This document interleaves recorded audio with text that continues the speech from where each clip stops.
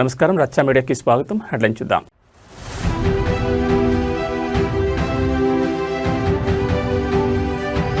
చేనేత దినోత్సవం వేళ చీరాల్లో సీఎం చంద్రబాబు పర్యటన, నేతన్న సేవలో నూతన పథకం ప్రారంభం.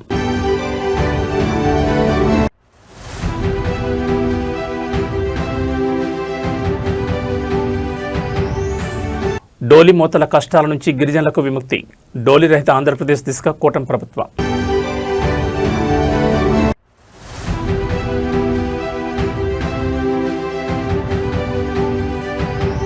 రాష్ట్రంలో జీఎస్టీ ఎక్సైజ్ రాబడి పెంపునకు ఏఐ సాంకేతికత, తెలంగాణ సీఎం రేవంత్ రెడ్డి కీలక నిర్ణయం.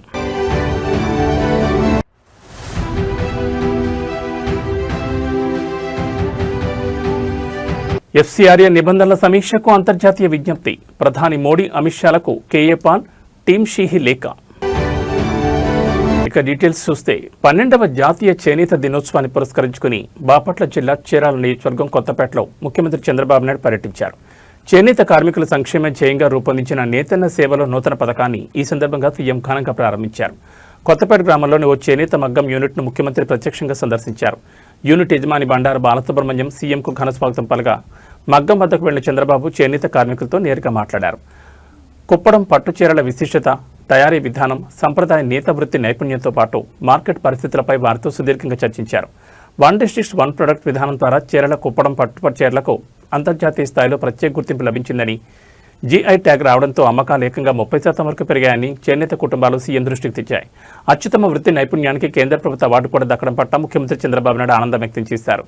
చేనేత రంగానికి పూర్వవైభవం తీసుకొచ్చేలా ప్రభుత్వం పూర్తి సహకారం అందిస్తుందని సీఎం హామీ ఇచ్చారు.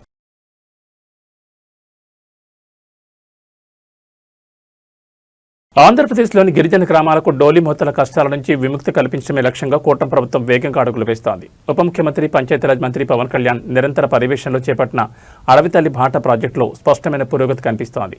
గిరిజన ప్రాంతాల్లో పెండింగ్ రహదారి పనులపై ఉన్నతాధికారులతో పవన్ కళ్యాణ్ కీలక సమీక్ష నిర్వహించారు. అడవితల్లి బాట తొలి దశలో 1,005 కోట్లతో 1,069 కిలోమీటర్ల మేర రహదారులు చేపట్టగా ఈ కార్యక్రమాన్ని మరింత విస్తరిస్తూ అడవితల్లి బాట 2.0ను ప్రారంభించారు. దీంతో మొత్తం 2,078 కోట్ల అంచనా వ్యయంతో 2,310 కిలోమీటర్ల రహదారుల నిర్మాణం లక్ష్యంగా పెట్టుకోగా అందులో ఇప్పటికే 905 కిలోమీటర్ల మేర రోడ్ల నిర్మాణం పూర్తయింది. కొండలు గుట్టలను కంట్రోల్ బ్లాస్టింగ్ ద్వారా తొలచి 1,00,000 అడ్డంకుల నడుమ ఈ రోడ్లను నిర్మిస్తున్నారు. ఈ కేంద్రంలోని ప్రధాని నరేంద్ర మోడీ సహకారంతో గిరిజన గ్రామాలకు విద్య, వైద్యం, ఉపాధిని చేరువ చేసేందుకు ఈ ప్రాజెక్టును వేగవంతం చేస్తున్నారు. వర్షాల వల్ల ఆటంకాలు ఉన్న ప్రాంతాలు మినహా మిగిలిన చోట్ల పనులు నిరంతరాయంగా కొనసాగించాలని పవన్ కళ్యాణ్ ఆదేశించారు. అటవీశాఖ అనుమతుల్లో జాప్యం లేకుండా జిల్లా కలెక్టర్లు శాఖల మధ్య సమన్వయం చేసుకోవాలని స్పష్టం చేశారు. డోలి రహిత ఆంధ్రప్రదేశ్ లక్ష్య సాధనలో ప్రతి ఒక్కరూ భాగస్వాములు కావాలని డిప్యూటీ సీఎం పిలుపునిచ్చారు.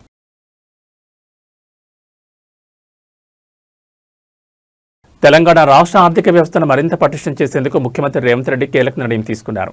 రాష్ట్రంలో జీఎస్టీ ఎక్సైజ్ రాబడిని పెంచేందుకు ఆర్టిఫిషియల్ ఇంటెలిజెన్స్ ఏఐ సాంకేతికతను రంగంలోకి దించనున్నారు. ఎంసీఆర్ హెచ్ఆర్డీలో బోధి పెవిలియన్లో ప్రముఖ ఆర్థికవేత్త అరవింద్ సుబ్రహ్మణ్యంతో పాటు రాష్ట్ర ఉన్నతాధికారులతో సీఎం విస్తృత సమావేశం నిర్వహించారు. ఈ భేటీలో జీఎస్టీ ఎక్సైజ్ శాఖలో చేపట్టాల్సిన సంస్కరణలపై ప్రధానంగా చర్చించారు. అధికారులకు ఏఐ ఆధారిత సమాచారాన్ని అందిస్తూ పన్నుల వసూళ్లను మరింత సులభతరం చేయాలని నిర్ణయించారు.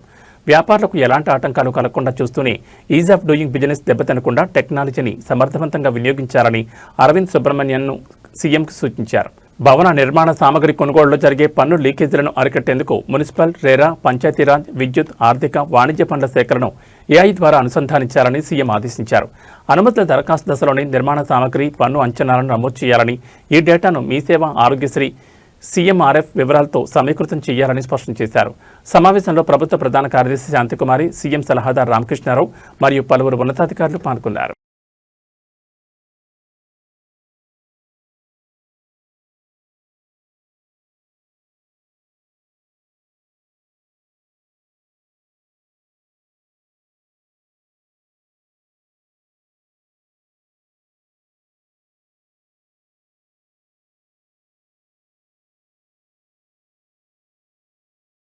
ప్రభుత్వ ఆసుపత్రుల్లో వైద్య సేవల నిర్లక్ష్యంపై మాజీ మంత్రి BRS party deputy floor leader Thanneeru Harish Rao తీవ్ర ఆగ్రహం వ్యక్తం చేశారు. ఆర్థోపెడిక్ విభాగంలో ఆపరేషన్లకు అవసరమైన అన్ని రకాల ఆధునిక పరికరాలు అందుబాటులో ఉన్నప్పటికీ రోగులకు శస్త్రచికిత్సలు ఎందుకు చేయడం లేదని సమీక్ష సమావేశంలో అధికారులను నేరుగా ప్రశ్నించారు.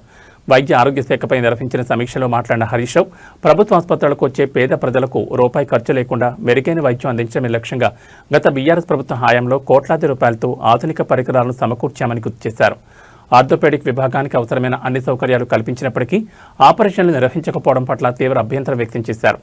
ప్రభుత్వ దవాఖానాల్లో వైద్యం అందక పేద రోగులు ప్రైవేటు ఆసుపత్రులకు వెళుతూ ఆర్థికంగా నష్టపోతున్నారని హరీష్ రావు ఆవేదన వ్యక్తం చేశారు. ఉన్నతాధికారులు వైద్యులు నిర్లక్ష్యాన్ని వీడి తక్షణమే ఆర్థోపెడిక్ ఆపరేషన్లు పునరుద్ధరించాలని, పేదలకు నాణ్యమైన వైద్య సేవలు అందేలా చర్యలు తీసుకోవాలని డిమాండ్ చేశారు.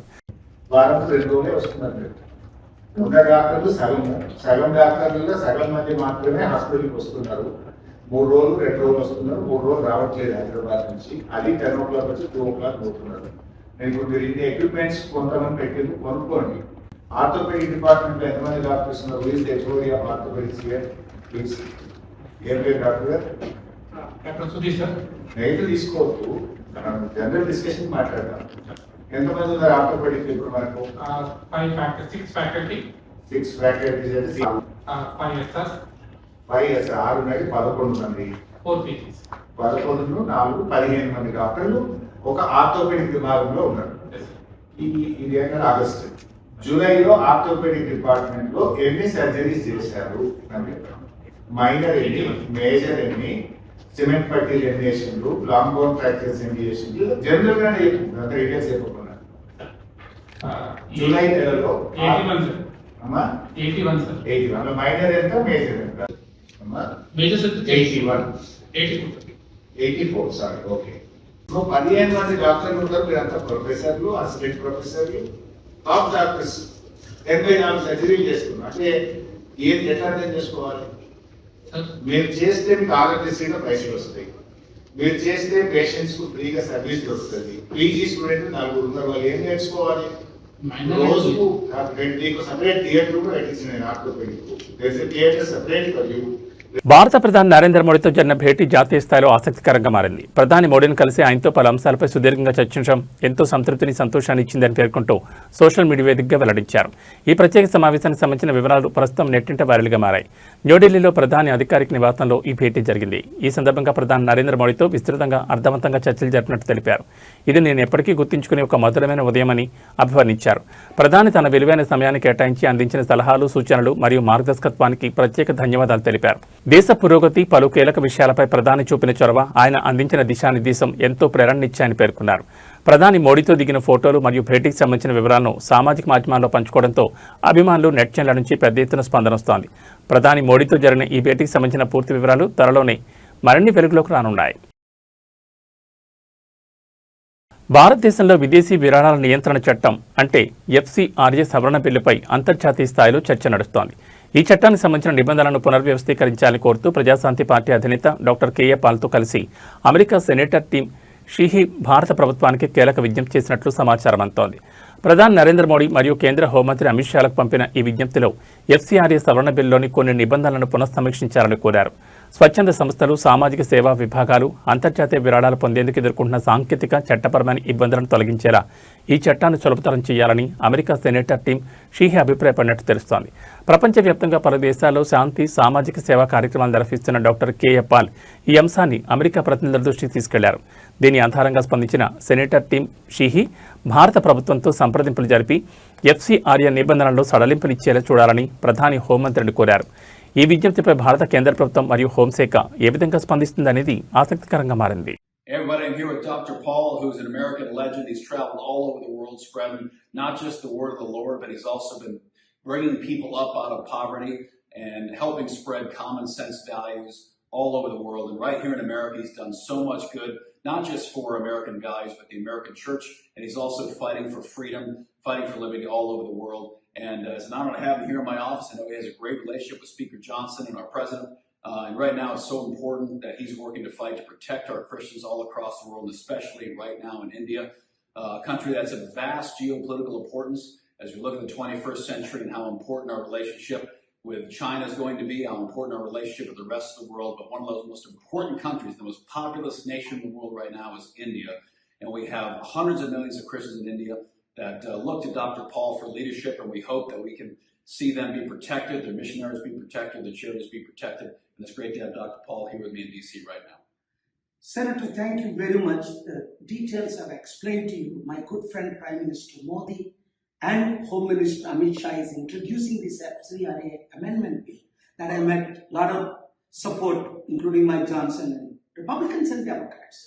So this bill they are introducing could take away all the churches, temples, schools, hospitals, charities from Indian entire institutions under FCRA Amendment Bill 16A. So I'm requesting, Americans requesting senators, and we're requesting Prime Minister Modi to remove that part. Don't take away Christian charities and assets worth trillions of dollars. Oh, we got your back 100%. Great to see you. Thank you.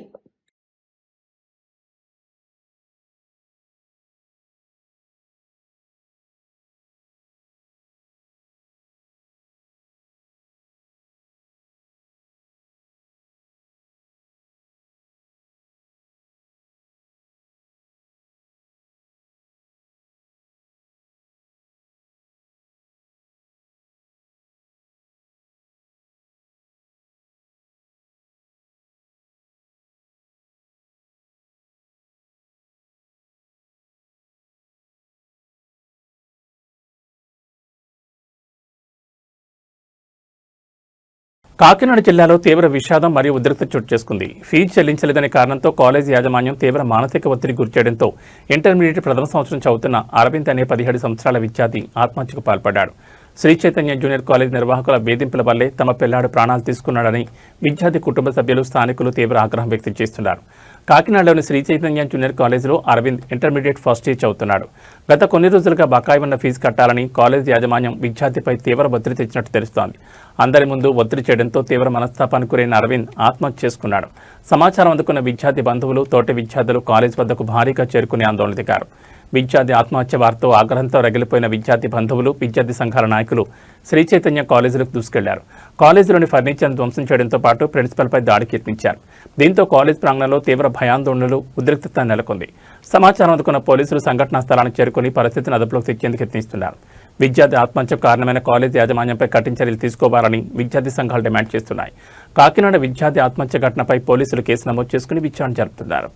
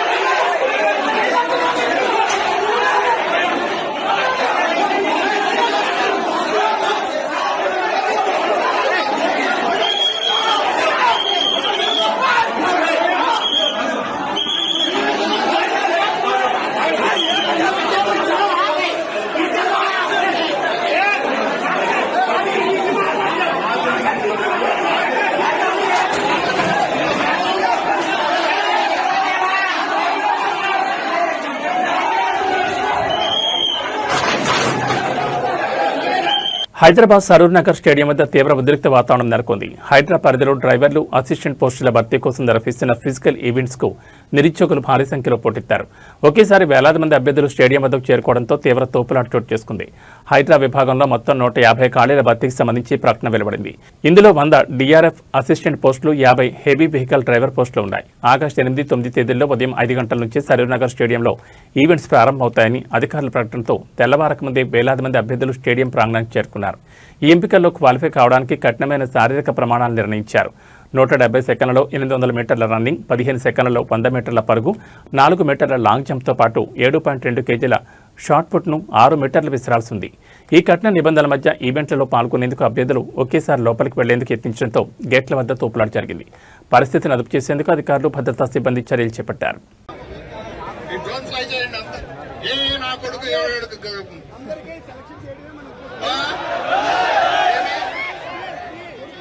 Identify చేస్తాము. ఇట్లాగే చేస్తే మర్యాద చెప్తా ఉంటే అర్థం కాలేవా? దానికి ఒక పరిష్కారము, ఒక ఆచరణ సాధ్యమైన పరిష్కారం అనేది ఏదో చూద్దామని చెప్పేసి అంటే ఏముంటుంది? టోకెన్స్ ఉన్న వాళ్ళు ఇక్కడ ఉంటారు, ఆల్రెడీ ఉన్న వాళ్ళు. మిగిలిన వాళ్ళు టోకెన్ లేని వాళ్ళు దయచేసి వెళ్ళిపోండి. లేదు అంతే. అది మరి ఎంతమంది 6,000 మందికి ఎట్లా కండక్ట్ చేస్తారా? సాధ్యమైనట్లు ఉండాలి కదా. నిరుద్యోగులు ఉన్నారు, కరెక్టే బాబు. దాని ప్రకారమే చేయగలిగేట్టుగా మీరు సహకరించాలి కదా. సహకరించాలి కదయ్యా. ఎక్స్పెక్ట్ వస్తారు, కరెక్టే బాబు. కానీ ఇది ఈవెంట్ అనేది కండక్ట్ చేయగలిగితే. పాలమూరు ఇరిగేషన్ ప్రాజెక్టుల వద్ద రాజకీయం తీవ్ర ఉత్కంఠను రేపుతోంది. బీఆర్ఎస్ వర్కింగ్ ప్రెసిడెంట్ కేటీఆర్ పిలుపుతో మాజీ మంత్రులు సింగిరెడ్డి నిరంజన్ రెడ్డి, సబితేంద్రారెడ్డి ఇచ్చిన వార్నింగ్కు ఇరిగేషన్ యంత్రాంగం వెంటనే స్పందించింది. కలవకుర్తి లిఫ్ట్ ఇరిగేషన్ ప్రాజెక్టు పరిధిలోని పంప్ హౌజులో అధికారులు మోటార్లను ఆన్ చేశారు.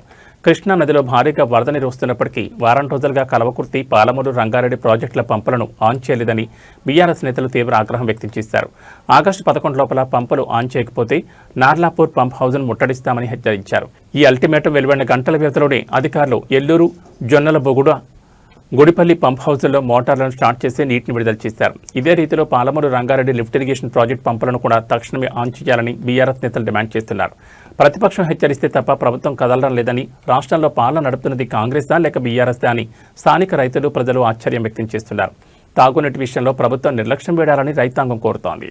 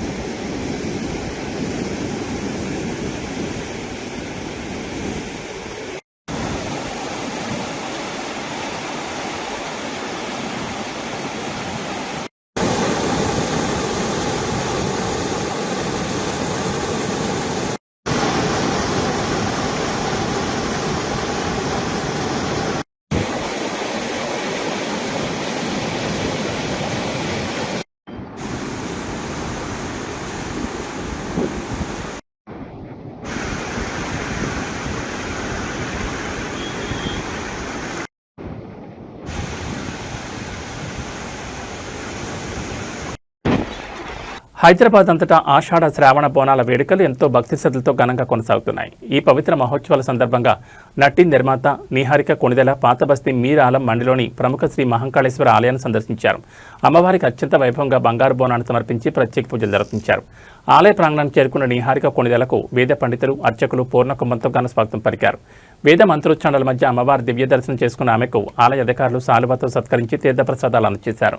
ఆలయ చైర్మన్ గజుల అంజయ్య నిహారికకు ఆలయ చారిత్రక నేపథ్యాన్ని అక్కడ నిర్వహించే బోనాల పండుగ విశిష్టతను వివరించారు. అనంతరం మీడియాతో మాట్లాడిన నిహారిక షూటింగ్ వల్ల బోనాల రోజు రాలేకపోయానని, ఇప్పుడు రావడం అమ్మవారి ఆశీర్వాదమేనని అన్నారు. సాంప్రదాయ వస్త్రధారణలో బోనాలు ఎత్తుకునే మహిళలను చూస్తే తనకు ఎంతో ఇష్టమని, తన కోరికను అమ్మవారే తీర్చారని చెప్పారు. నిహారిక రాహతో ఆలయం వద్ద భక్తులు, అభిమానులు సెల్ఫీల కోసం పోటెత్తడంతో పండగ వాతావరణం నెలకొంది. అమ్మవారి దివ్య రూపం ఎంతో ప్రశాంతనిచ్చిందని, మళ్లీ దర్శించుకోవాలని కోరుకుంటున్నట్లు నిహారిక తెలిపారు. అందరికీ నమస్కారం.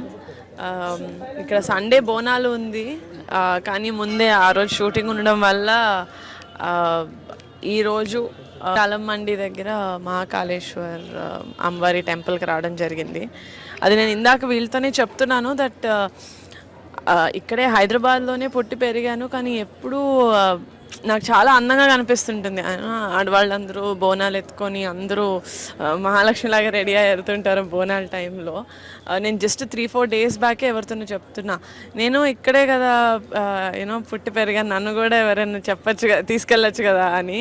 అలా అడిగానో లేదో ఇలాగ తీరిపోయింది నా కోరిక. సో అప్పుడే అదవుతుంది అమ్మవారు చాలా స్ట్రాంగ్ అని ఇక్కడ చాలా చాలా సో చాలా చాలా ఆనందంగా ఉంది. అసలు దర్శనం చాలా బాగా జరిగింది. అమ్మవారి విగ్రహం అయితే అసలు చాలా చాలా రేడియంట్గా ఉన్నారు. చాలా మంచిగా అనిపించింది ఇప్పుడు దర్శనం చేసుకోవడం. అండ్ మళ్ళీ మళ్ళీ దర్శనం అవ్వాలి అని కోరుకుంటున్నాను. So thank you so much. అందరికీ బోనాలు శుభాకాంక్షలు. ఫస్ట్గా థ్యాంక్ యూ సో మచ్ అండి నన్ను ఈ దేవాలయానికి ఇన్వైట్ చేసినందుకు. అది నిజంగా అమ్మవారే పిలిచింది అనుకోవాలి, ఎందుకంటే నేను కరెక్ట్గా ఒక 5 రోజుల ముందు నుంచి మా ఆఫీస్లో ఎవరితోనో మాట్లాడుతున్నా. నేను ఆంధ్ర వెళ్ళి అటు సైడు పూజలు అవి చేస్తున్నాను, కానీ నాకు ఎప్పుడు ఉండింది బోనాలు ఎత్తుకోవాలి, ఎలా ఉంటుంది అది. ఎందుకంటే చూస్తుంటాను, నేను హైదరాబాద్లోనే పుట్టాను, ఇక్కడే తెలంగాణలో అన్నీ ఎప్పుడు చూస్తాను, కానీ ఎప్పుడు అది నాకు చాలా కళగా అనిపిస్తుంది. బోనాలు ఎత్తి చాలా అందంగా ఉంటుంది. బట్ ఇలా అడిగానో లేదో ఇలా నెరవేరిపోయింది. సో నాకు చాలా చాలా ఆనందంగా ఉంది. అసలు చాలా చాలా కళగా ఉన్నారు. ఆ కళ్ళల్లో అంటే మొత్తం అంటే ఈ శివుడి నామం పెట్టి దాని మీద వెంకటేశ్వర నామం నేను ఎప్పుడు చూడలేదు ఇంత. హైదరాబాద్ బులియన్ మార్కెట్లో బంగారం ధరలు మళ్లీ విపరీతంగా పెరిగాయి. ఒక్కరోజు 1000 రూపాయలకు పైగా ధర ఎగబాకడంతో మార్కెట్లో కొత్త రికార్డులు నమోదవుతున్నాయి.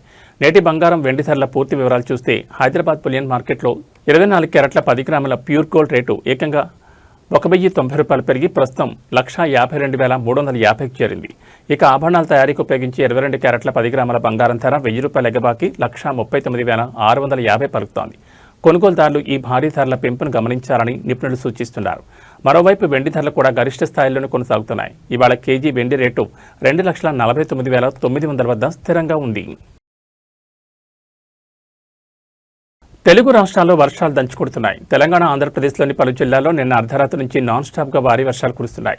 వాగులు, వంకలు ఉప్పొంగి ప్రవహిస్తుండటంతో పలు చోట్ల రాకపోకలకు తీవ్ర విఘాతం ఏర్పడింది. దీనికి సంబంధించిన దృశ్యాలు ప్రస్తుతం సోషల్ మీడియాలో వైరల్గా మారాయి. తెలంగాణ రాజధాని హైదరాబాద్తో పాటు భువనగిరి, కామారెడ్డి జిల్లా బెక్కునూరు, ఎల్లారెడ్డి, సూర్యాపేట జిల్లా మేళ్ల చెరువులో కుండపోత వర్షం కురిసింది. ఇక ఆంధ్రప్రదేశ్లోని ఎన్టీఆర్ జిల్లా జగ్గయ్యపేట, గుంటూరు జిల్లా తుళ్లూరు, పల్నాడు జిల్లా దాచేపల్లి ప్రాంతాల్లో వర్షం దంచుకొట్టింది. లోతట్టు ప్రాంతాలు జలమయం కావడంతో ప్రజలు తీవ్ర ఇబ్బందులు పడుతున్నారు. ఏపీలోని పలు ప్రాంతాల్లో ఉరుములు, పిడుగులతో కూడిన భారీ వర్షాలు పడే అవకాశం ఉందని స్టేట్ డిజాస్టర్ మేనేజ్మెంట్ అథారిటీ హెచ్చరించింది.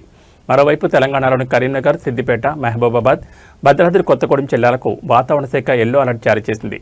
భారీ వర్షాలు, పిడుగుల ప్రమాదం ఉన్నందున ప్రజలు, ముఖ్యంగా రైతులు, పశువుల కాపర్లు సురక్షిత ప్రాంతాల్లో ఉండాలని అధికారులు విజ్ఞప్తి చేస్తున్నారు.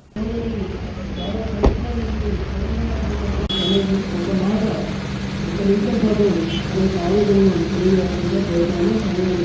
you.